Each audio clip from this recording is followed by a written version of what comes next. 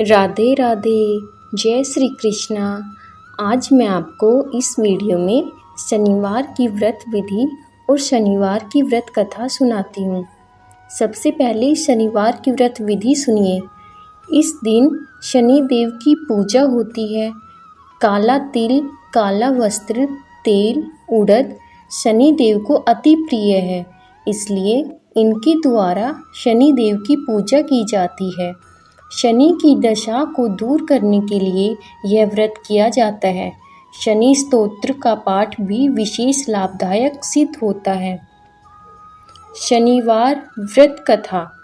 एक समय सूर्य, चंद्रमा, मंगल, बुध, बृहस्पति, शुक्र, शनि, राहु और केतु इन ग्रहों में आपस में विवाद हो गया कि हम में सबसे बड़ा कौन है। सब अपने आप को बड़ा कहते थे।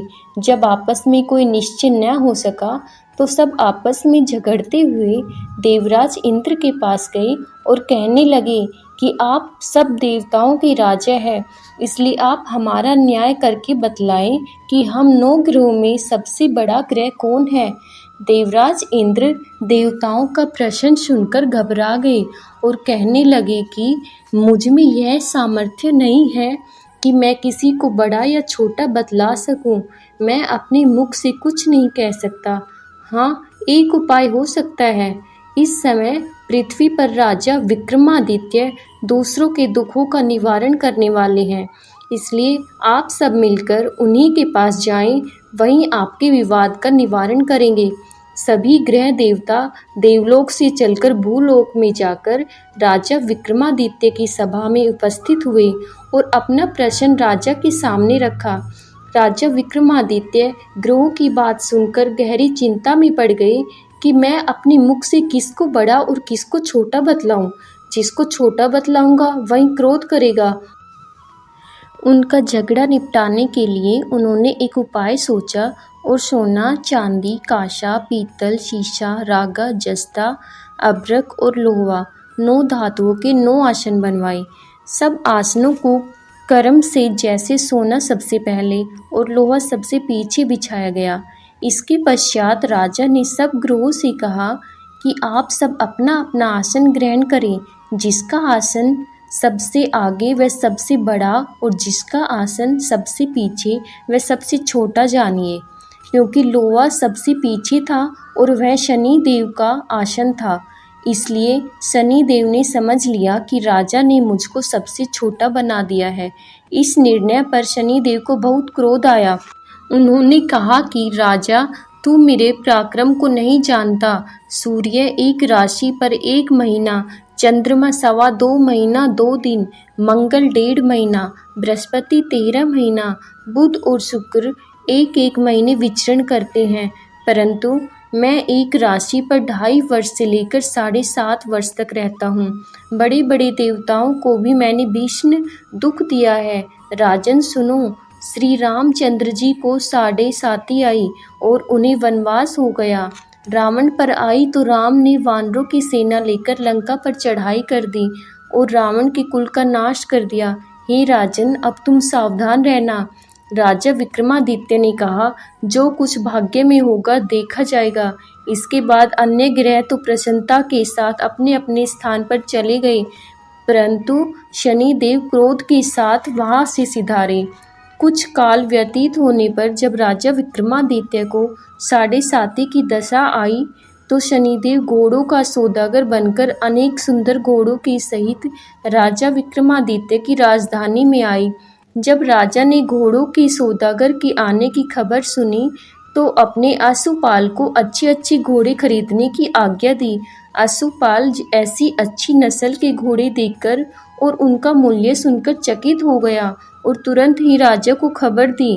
राजा विक्रमादित्य उन घोड़ों को देखकर और एक अच्छा सा घोड़ा चुनकर सवारी के लिए उस पर चढ़े। राजा के पीठ पर चढ़ते ही घोड़ा तेजी से भागा। घोड़ा बहुत दूर एक घने जंगल में जाकर राजा को छोड़कर अंतर्ध्यान हो गया। इसके बाद राजा विक्रमादित्य अकेला जंगल में भटकता फिरता रहा। भूख प्यास से दुखी राजा ने भटकते भटकते एक ग्वाले को देखा। ग्वाले ने राजा को प्यास से व्याकुल देखकर पानी पिलाया। राजा की उंगली में एक अंगूठी थी। वह अंगूठी उसने निकाल कर प्रसन्नता के साथ ग्वाले को दे दी और स्वयं शहर की ओर चल दिया। राजा शहर में पहुंचकर एक सेठ की दुकान पर जाकर बैठ गया और अपने आप को उज्जैन का रहने वाला तथा अपना नाम विका बतलाया। सेठ ने उसको एक कुलीन मनुष्य समझकर जल आदि पिलाया। भाग्यवश उस दिन सेठ की दुकान पर बहुत अधिक बिक्री हुई। तब सेठ उसको भाग्यवान पुरुष समझकर भोजन कराने के लिए अपने साथ अपने घर ले गया। भोजन करते समय राजा विक्रमादित्य ने एक आश्चर्यजनक घटना देखी। जिस खूंटी पर हार लटक रहा था, वह खूंटी उस हार को निगल रही थी। भोजन के पश्चात जब सेठ कमरे में आया तो उसे कमरे में हार नहीं मिला। उसने यही निश्चय किया कि सिवाय विका के और कोई इस कमरे में नहीं आया, अतः उसी ने हार चोरी किया है। परंतु विका ने हार लेने से इनकार कर दिया। इस पर 5-7 आदमी उसको पकड़कर नगर फौजदार के पास ले गए। फौजदार ने उसको राजा के सामने उपस्थित कर दिया और कहा कि यह आदमी भला प्रतीत होता है, चोर मालूम नहीं होता, परंतु सेठ का कहना है कि इसके सिवाय और कोई घर में आया ही नहीं, इसलिए अवश्य ही इसी ने हार चोरी किया है। राजा ने आज्ञा दी कि इसके हाथ पैर काटकर चौरंगिया किया जाए। राजा की आज्ञा का तुरंत पालन किया गया और विका के हाथ पैर काट दिए गए। कुछ समय व्यतीत होने के बाद एक तेली उसको अपने घर ले गया और उसको कोल्हू पर बिठा दिया। विका उस पर बैठा हुआ अपनी जबान से बैल हाँकता रहा। इस काल में राजा की शनि की दशा समाप्त हो गई। वर्षा ऋतु के समय वह मल्हार राग गाने लगा। यह राग सुनकर उस शहर के राजा की कन्या मनभावनी उस राग पर मोहित हो गई। राजकन्या ने राग गाने वाले की खबर लाने के लिए अपनी दासी को भेजा। दासी सारे शहर में घूमती रही। जब वह तेली के घर के निकट से निकली तब क्या देखती है कि तेली के घर में चौरंगिया राग गा रहा है। दासी ने लौटकर राजकुमारी को सारा वृतांत बताया। बस उसी क्षण राजकुमारी मनभावनी ने अपने मन में यह प्रण कर लिया कि चाहे कुछ भी हो जाए, मैंने इस चौरंगिया के साथ ही विवाह करना है। प्रातः काल होते ही जब दासी ने राजकुमारी मनभावनी को जगाना चाहा तो राजकुमारी अनशन व्रत लेकर पड़ी रही। दासी ने रानी के पास जाकर राजकुमारी के न उठने का वृतांत कहा। रानी ने वहां आकर राजकुमारी को जगाया और उसके दुख का कारण पूछा। राजकुमारी ने कहा कि माताजी, मैंने यह प्रण कर लिया है कि तेली के घर जो चौरंगिया है, मैं उसी के साथ विवाह करूंगी। माता ने कहा, पगली, तू यह क्या कह रही है? तुझे किसी देश के राजा के साथ परिणाया जाएगा। कन्या कहने लगी कि माताजी, मैं अपना प्रण कभी नहीं तोड़ूंगी। माता ने चिंतित होकर यह बात महाराज को बताई। महाराज ने भी आकर उसे समझाया कि मैं अभी देश देशांतर में अपने दूत भेजकर सुयोग्य, रूपवान एवं बड़े से बड़े गुणी राजकुमार के साथ तुम्हारा विवाह करूंगा। ऐसी बात तुम्हें कभी नहीं विचारनी चाहिए। परंतु राजकुमारी ने कहा, पिताजी, मैं अपनी प्राण त्याग दूंगी, परंतु किसी दूसरे से विवाह नहीं करूंगी। यह सुनकर राजा ने क्रोध से कहा, यदि तेरे भाग्य में ऐसा ही लिखा है तो जैसी तेरी इच्छा हो वैसा ही कर।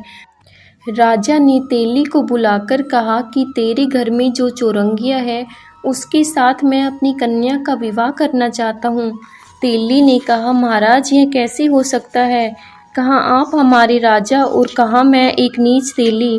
राजा ने कहा कि भाग्य की लिखी को कोई नहीं टाल सकता। अपने घर जाकर विवाह की तैयारी करो। राजा ने सारी तैयारी कर तोरण और वंदन वार लगवाकर राजकुमारी का विवाह चौरंगिया के साथ कर दिया। रात्रि को जब विक्रमादित्य और राजकुमारी महल में सोए तो आधी रात के समय शनिदेव ने विक्रमादित्य को सौंपन दिया और कहा कि राजा कहो, मुझको छोटा बतलाकर तुमने कितना दुख उठाया। राजा ने शनिदेव से क्षमा मांगी। शनिदेव ने राजा को क्षमा कर दिया और प्रसन्न होकर विक्रमादित्य को हाथ पैर दिए। तब राजा विक्रमादित्य ने शनिदेव से प्रार्थना की, महाराज, मेरी प्रार्थना स्वीकार करें। जैसा दुख आपने मुझे दिया है ऐसा और किसी को ना दे। शनिदेव ने कहा, तुम्हारी यह प्रार्थना स्वीकार है। जो मनुष्य मेरी कथा सुनेगा या कहेगा उसको मेरी दशा में कभी किसी प्रकार का दुख नहीं होगा, और जो नित्य ही मेरा ध्यान करेगा या चींटियों को आटा डालेगा, उसके सब मनोकामनाएं पूर्ण होगी। इतना कहकर शनिदेव अपने धाम को चल गए। जब राजकुमारी मनभावनी की आंख खुली और उसने चौरंगिया को हाथ पांव सहित देखा तो आश्चर्यचकित हो गई। उसको देखकर राजा विक्रमादित्य ने अपना समस्त हाल कहा कि मैं उज्जैन का राजा विक्रमादित्य हूँ। यह घटना सुनकर राजकुमारी अत्यंत प्रसन्न हुई। प्रातःकाल राजकुमारी से उसकी सखियों ने पिछली रात का हालचाल पूछा तो उसने अपने पति का सारा वृत्तांत कह सुनाया। तब सबने प्रसन्नता प्रकट की और कहा कि ईश्वर ने आपकी मनोकामना पूर्ण कर दी। जब उस सेठ ने यह घटना सुनी तो वह राजा विक्रमादित्य के पास आया और उनके पैरों पर गिरकर क्षमा मांगने लगा कि आप पर मैंने चोरी का झूठा आरोप लगाया, आप मुझे जो चाहे दंड दें। राजा ने कहा, मुझ पर शनिदेव का कोप था, इसी कारण यह सब दुख मुझको प्राप्त हुआ। इसमें तुम्हारा कोई दोष नहीं। तुम अपने घर जाकर अपना कार्य करो, तुम्हारा कोई अपराध नहीं। सेठ बोला, महाराज, मुझे तभी शांति मिलेगी जब आप मेरे घर चलकर प्रीतिपूर्वक भोजन करेंगे। राजा ने कहा, जैसी आपकी इच्छा हो वैसा ही करें। सेठ ने अपने घर जाकर अनेक प्रकार के सुंदर व्यंजन बनवाए और राजा विक्रमादित्य को प्रीति भोज दिया। जिस समय राजा भोजन कर रहे थे, एक अत्यंत आश्चर्यजनक घटना सबको दिखाई दी। जो खूंटी पहले हार निगल गई थी, वह अब हार उगल रही थी। जब भोजन समाप्त हो गया तो सेठ ने हाथ जोड़कर बहुत सी मोहरें राजा को भेंट दी और कहा, मेरी श्री कंवरी नामक एक कन्या है, उसका आप पानी ग्रहण करें।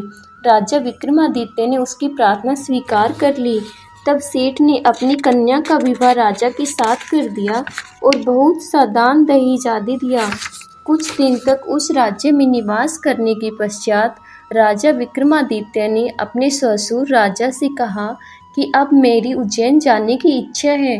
कुछ दिन बाद विदा लेकर राजकुमारी मनभावनी, सेठ की कन्या श्री कंवरी तथा दोनों जगह दहेज में प्राप्त अनेक दास दासी, रथ और पालकियों सहित राजा विक्रमादित्य उज्जैन की तरफ चले। जब वे शहर के निकट पहुँचे तो पूर्ववासियों ने राजा के आने का संवाद सुना तो उज्जैन की समस्त प्रजा अगवानी के लिए आई।